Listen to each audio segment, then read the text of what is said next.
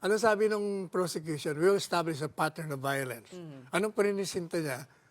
Yung panununtok Sa sheriff. sheriff. O, hindi- After that, ano pang violence? So where's the pattern? Isang insidente lang yun. Hindi, yung kay Las Cañas. Anong kilos kanya? Yung, Mabuti affidavit. binanggit mo yan. Yes, because I really My want to goodness, ask you. this presiding officer, excuse me, Chisa, you're a walking disaster pagdating sa pag-preside mo. Kasi hindi mo dapat pinayagan niya. It was just a scrap of paper, my goodness. Tapos sasabihin mo, no, part of the testimony lang yan, not the truth. Excuse me.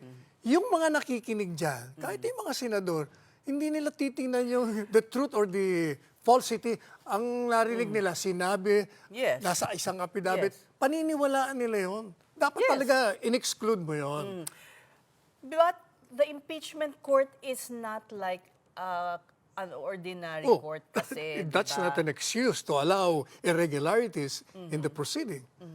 It was used to show that this was a source of information in their continuing investigation. Oh, tingnan mo ha. Number one, sabi nila, affidavit. Hindi nga, unang-una, hindi permado.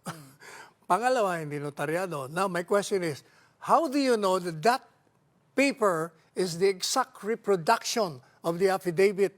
In the ICC. Correct. O, sige nga, napatunayan ba nila? Hindi. Pumayag naman itong si presiding officer. But with the reminder to his Naku, hindi po pwede yan, sis, Diyos ko. Pag yan ang Tingnan sinabi natin mo, kung anong- yung nanunood, hindi yan iniisip yan. Ang naririnig nila kung ano siya, uy, grabe pala. Oh, But ganito. hindi ba talaga niya sinabi yon? Ang alin? Hindi nga natin alam because hindi mo nga alam kung that is the exact reproduction Okay. of the affidavit they're Now, referring to.